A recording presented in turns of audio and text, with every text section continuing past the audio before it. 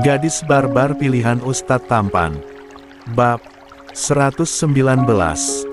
Ikram pulang ke rumahnya, katanya mau bawa pakaian untuk Yulia.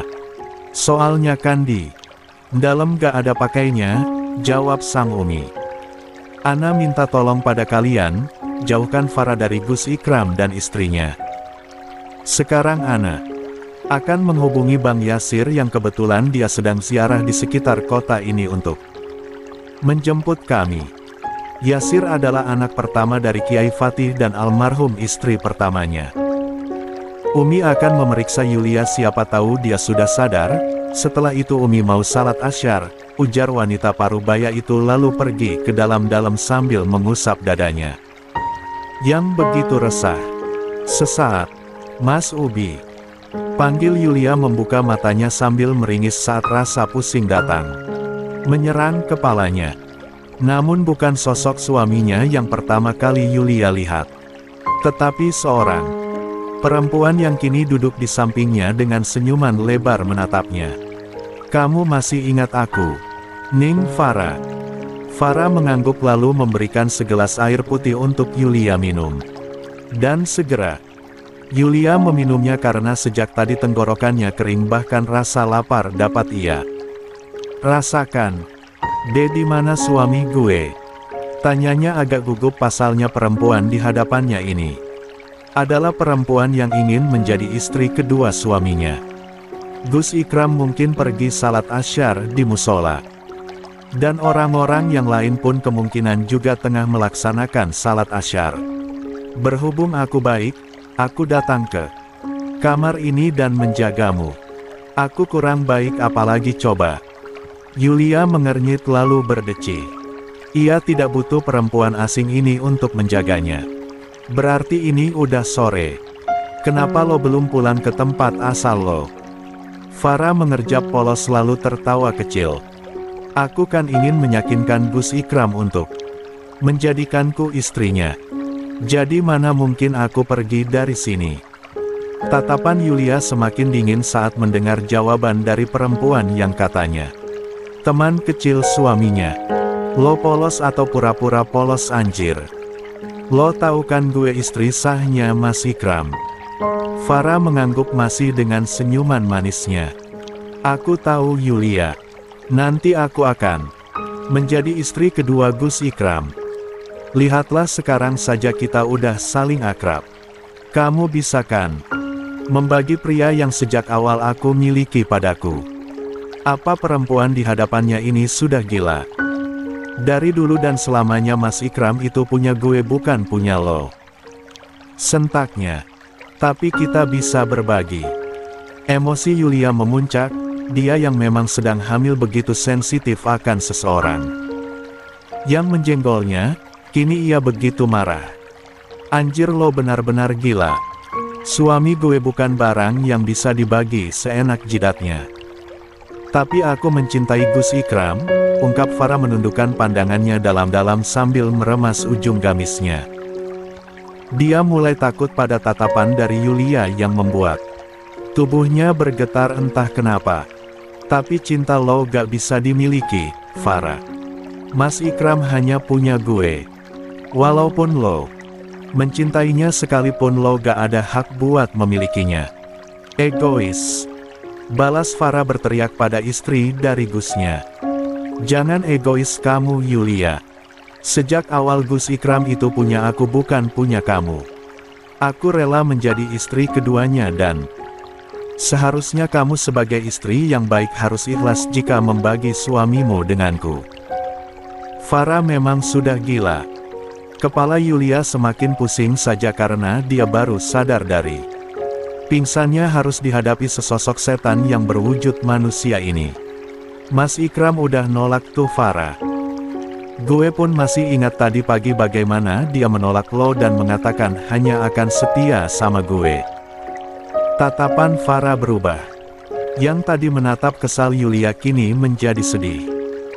Bahkan kini tangannya menggenggam erat tangan perempuan yang menjadi saingan cintanya. Gus Ikram menolakku pasti karena dia tidak mengingat masa lalunya denganku. Kami dulu begitu dekat, sangat dekat. Aku mohon padamu Yulia, tolong bujuk Gus Ikram untuk menjadikanku istri. Keduanya, kamu mau kan? Pasti jika kamu yang memintanya dia akan setuju. Yulia menggeleng sambil tertawa sinis. Bahkan jika ia yang memintanya sekalipun suaminya akan menolak. Teringat kembali bagaimana ketika ia pertama kalinya meminta suaminya untuk menikah dengan kakaknya. Dan tidak mungkin kejadian itu terulang lagi. Siapa Farah yang seenaknya memintanya untuk membagi suaminya? Farah hanya orang asing yang tiba-tiba hadir dan ingin merusak rumah tangganya. Dan ia tidak akan membiarkan keinginan perempuan ini terwujud. Lo kenapa sih gak tahu malu melebihi gue, Far? Lo punya iman kan? Di mana iman lo? Sekarang, kenapa lo malah ingin menjadi orang ketiga di antara gue dan suami gue? Jangan membawa keimanan. Kesalnya, kamu juga dulunya perempuan murahan yang beruntung dinikahi Gus Ikram karena wasiat dari kakeknya.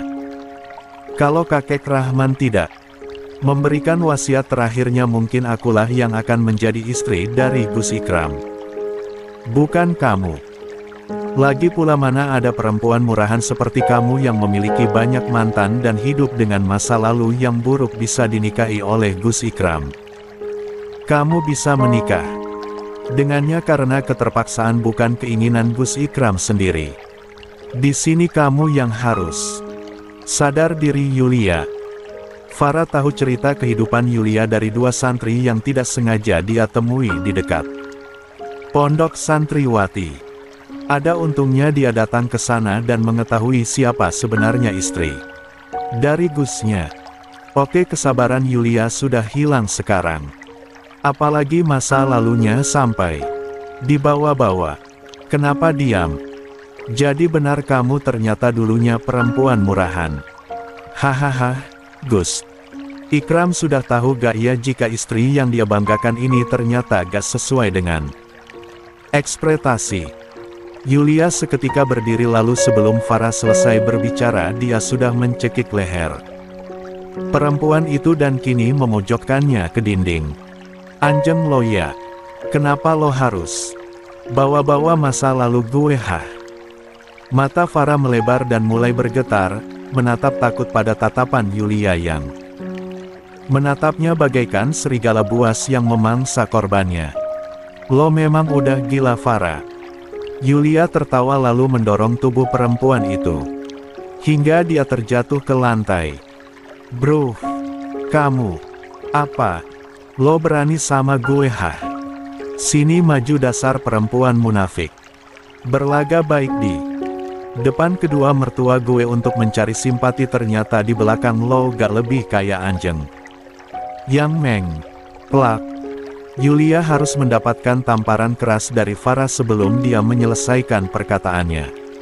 Untung saja dia masih berada di posisinya dan tidak sampai jatuh. Jika jatuh, tidak akan baik untuk kandungan di perutnya.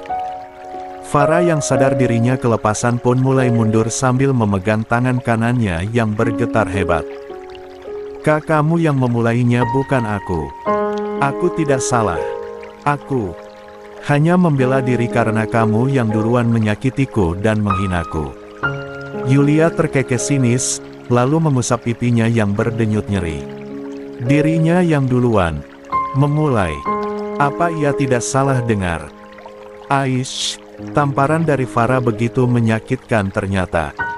Bahkan sudut bibirnya sampai robek dan mengeluarkan darah kental.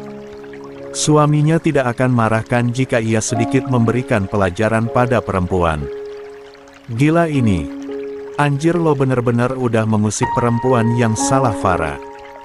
Yulia mendekat lalu mulai menarik kerudung Farah dan satu tamparan sebagai balasan dia berikan pada perempuan itu. Plak. Prinsip gue, kalau orang lain sakiti gue, maka orang itu juga harus sakit. Bahkan berkali-kali lipat. Plak. Dan satu lagi, anjir. Gue gak bakalan mengusik hidup lo kalau hidup gue gak lo usik. Duluan. Hicks. Es sakit. Lepas Hicks, kamu. Berani-beraninya kamu menamparku keluargaku saja. Tidak pernah menamparku. Teriak Farah tak terima dan kini dia meraung keras. Bacot lo Farah anjing. Lo yang memulai duluan. Keluarga gue pun bahkan gak pernah nampar gue, kenapa lo malah nampar gue hah? Lo yang memulainya. Farah semakin menangis histeris saat rambutnya ikut tertarik. Dia yang sudah tak tahan akan perlakuan Yulia padanya tanpa sadar mendorong tubuhnya sekuat mungkin. Menjauh dariku perempuan jahat, teriaknya. Bruk. Dorongan kuat dari Farah membuat Yulia terdorong dan kini perutnya berhasil membentur tepi ranjang lumayan keras. Perlahan rasa sakit di area perut dapat Yulia rasakan, bahkan begitu sakit mengalahkan rasa sakit yang tadi pagi terasa. Ah, ini salah kamu bukan salah aku. Kamu yang memulainya Yulia. Teriak Farah dengan wajah pucat pasi melihat saingannya yang kini terduduk di sisi ranjang sambil memegangi perutnya. Enggak, aku gak salah apapun. Dia yang salah karena menyakitiku. Dia memang yang salah bukan aku. Setelah mengatakan itu Farah pergi dengan wajah pucat pasi dan tubuh yang bergetar ketakutan. Lo! Teriak Yulia bertahan. Kemudian alisnya mengernyit saat merasa sakit semakin kuat menjalar pada perutnya. Untuk berdiri pun dia tidak kuat. Bukan salah aku hanya mendorongnya dengan dorongan kecil.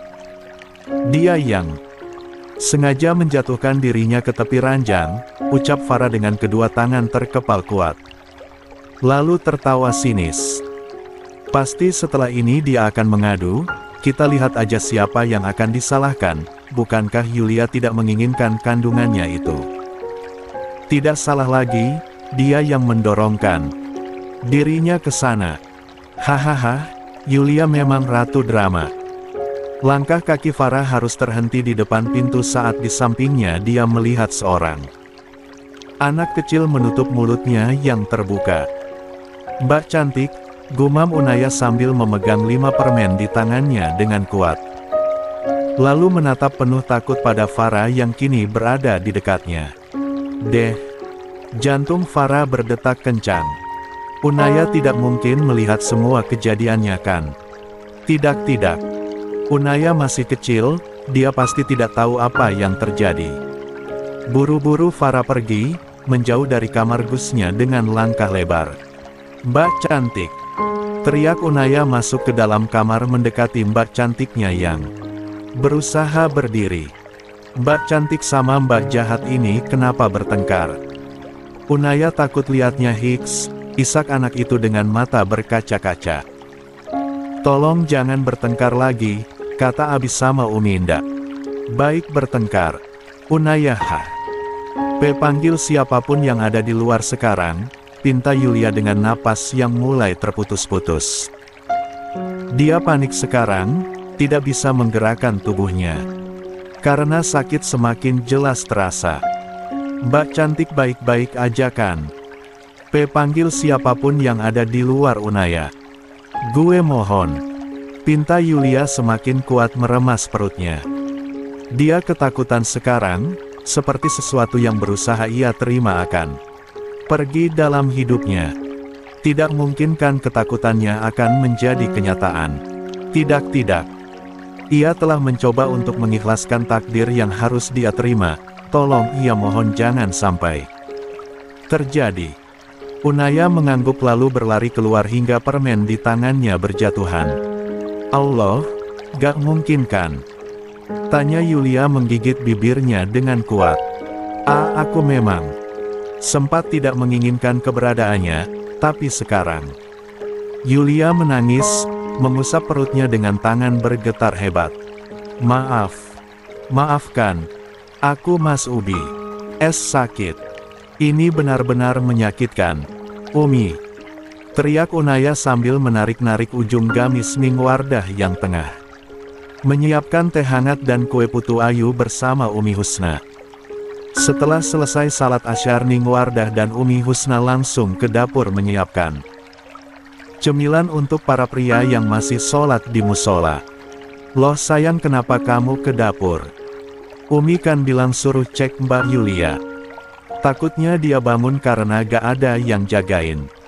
Mbak cantik udah sadar Umi. Umi Husna yang mendengar pun mengusap dadanya. Alhamdulillah ya Allah, Umi. Khawatir banget karena menantu Umi yang satu itu begitu lama pingsannya. Unaya, kamu kembali ke kamarnya dan temani mbakmu. Nenek dan Umi kamu akan segera ke sana setelah menyiapkan camilan. Unaya mengerjap tidak mengerti apa yang dikatakan neneknya. Mbak Yulia ndak sendirian Nek. Tadi ada mbak jahat terus pergi entah kemana. Sekarang Mbak Yulia minta bantuan. Tadi bertengkar sama mbak jahat terus sekarang Mbak Yulia bilang sakit perutnya. Deh, Unaya jangan asal bicara. Tegur Ningwardah pada putrinya. Dia teringat cerita dari ibu mertuanya jika kedatangan Farah ke pesantren ternyata untuk menghancurkan rumah tangga adik iparnya. Dan kata Umi Husna Farah berada jalan-jalan di sekitar pondok, jadi kenapa dia bisa masuk ke kamar adik iparnya? Unaya ndak asal bicara Umi. Mbak Yulia butuh bantuan sekarang. Ya Allah. Baik Umi Husna dan Ningwardah seketika berlari dari dapur menuju ke kamar Ikram. Dengan wajah paniknya. Farah, dari mana aja kamu? Ayo sekarang kita harus pulang ke Solo karena Bang Yasir beberapa jam lagi akan datang menjemput kita. Gus Azan menahan pundak adiknya yang ingin pergi. Matanya melebar saat sadar sang adik menangis dengan wajah yang sudah memerah. Kak Azan, kenapa semua orang jahat padaku Hiks? Lihatlah istrinya dari Gus Ikram. Tampar aku, sakit Hiks. Siapa yang tampar kamu? Tanya Gus Hilmi takut salah dengar. Yulia tampar aku. Lihat pipiku ada bekas tampar darinya. Dia jahat. Padahal aku berusaha baik padanya. Serius Mbak Yulia tampar Kak Farah. Setahu Omar, Mbak Yulia memang suka pukul orang tapi dia gak akan serang kalau gak ada orang yang menyerangnya duluan, sahut Omar. Sambil memegang pecinya lalu memakainya. Mereka habis selesai salat asyar di musola. Dan Abi Laksa tidak ikut ke dalam karena dia sedang mengobrol dengan Kang Abdul di musola. Sekarang Dik Yulia di mana? Entah kenapa perasaan saya tiba-tiba tidak nyaman, ujar Gus Hilmi. Farah menggeleng dan semakin menangis dengan kencang membuat Gus Hasan menghela napas panjang. Kalian pergi aja duluan ke dalam, Ana harus menenangkan adik Ana dulu Gus. Jangan, teriak Farah tiba-tiba sambil menggeleng. Jangan pergi ke sana Hiks. Kalian semua di sini aja, aku butuh kalian. Waktu dulu kan kalau aku menangis kalian selalu membujukku agar tidak menangis. Melihat kamu yang panik seperti ini membuat saya curiga. Kamu tidak melakukan apapun pada adik ipar saya kan Farah? Tanya Gus Hilmi. Farah menggeleng dengan kuat. Tidak. Yulia yang menyakitiku. Dia kejam, aku ketakutan sekarang dan aku butuh kalian. Jangan pergi Hiks, aku takut, tolong tenangkan aku. Gus Hilmi menggeleng, menatap Gus Hasan dengan pandangan yang begitu sulit. Diartikan, Farah sudah parah, sepertinya dia tidak sadar jika masa sekarang dan dulu berbeda. Memang dulu ia pun ikut menenangkan Farah ketika dia masa kecil dan selalu menangis, tapi sekarang beda. Ia mana mungkin diam sambil menenangkan Farah yang menangis tanpa sebab, dan konyolnya menangis karena ulah adik iparnya. Gus Hilmi tahu senakal-nakal Yulia, adik iparnya tidak mungkin bertindak seperti itu tanpa sebab, kecuali Farah duluan yang menyerang. Mendadak rasa khawatir mulai menyerangnya. Dan akhirnya Gus Hilmi pergi dengan langkah lebar, begitu juga dengan Omar menuju ke dalam. Tangisan Farah semakin pecah dia keluarkan saat mereka malah pergi meninggalkannya. Lihat Kak Hasan, bukan hanya Gus Ikram yang menjauh dariku tapi Bang Hilmi pun ikut menjauhi JKS. Semua karena ulah Yulial perempuan itu telah merebut perhatian mereka darimu.